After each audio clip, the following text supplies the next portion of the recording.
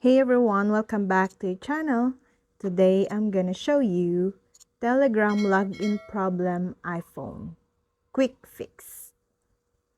If you are stuck on the connecting status on Telegram, use the following fixes to get rid of the issue and use Telegram.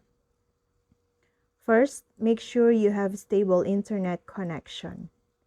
A stable internet connection is a must to use Telegram as it relies on the internet to connect to the servers.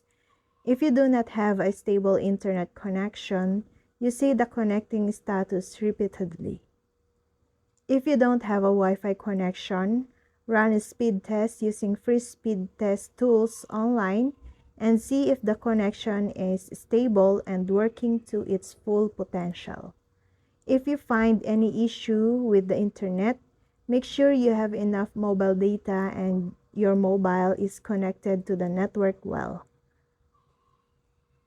Second, check if Telegram is down or not working. Third, update Telegram.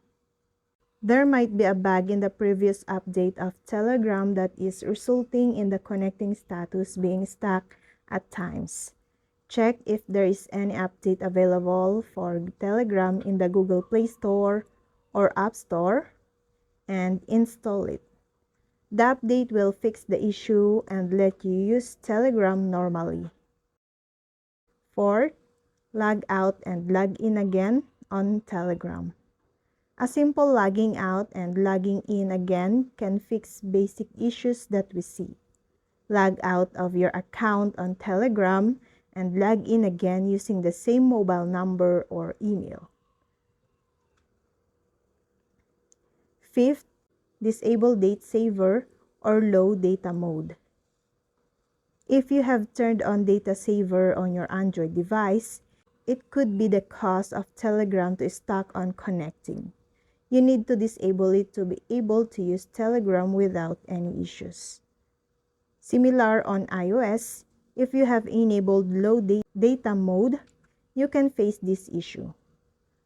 Go to the settings, tap on cellular, and then tap on cellular data option and turn off low data mode. Sixth, check your device storage. Make sure your device has enough storage to save new files, cache, and other data that is saved automatically when you use apps on it.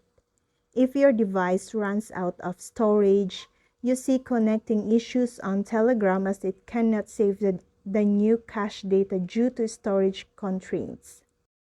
7. Clear the Telegram app's cache. A corrupted app cache can cause many problems with the function of the respective app. The Telegram app is no exception. Telegram cache could be corrupted, causing the connecting status to hang. Clear the Telegram app cache to fix the problem and connect to Telegram normally. Then, disable VPN. And last, reinstall Telegram. On iOS, tap and hold on the Telegram app for a few seconds and select Delete App or Remove. Then, head to the App Store, search for Telegram, and tap on the Get button. Log in with your mobile number and see if it has fixed the issue. If nothing works, you need to contact Telegram support to get them to fix the issue for you. And that's all. I hope this video helped you guys. For more videos, subscribe to our YouTube channel. Thank you for watching. See you again.